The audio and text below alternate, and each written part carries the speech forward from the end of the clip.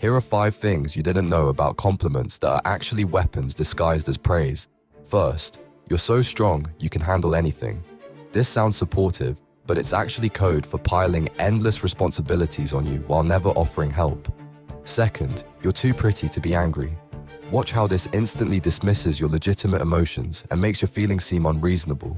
Third, you're so independent often comes from people who want to avoid helping you or making any real commitment to your relationship.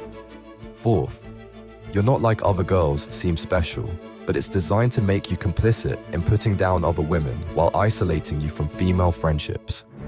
Fifth, you're so mature for handling this is what people say when they're dumping inappropriate emotional labor on you that isn't your responsibility. Real compliments celebrate who you are without hidden expectations. They don't require you to perform, sacrifice, or accept poor treatment in return.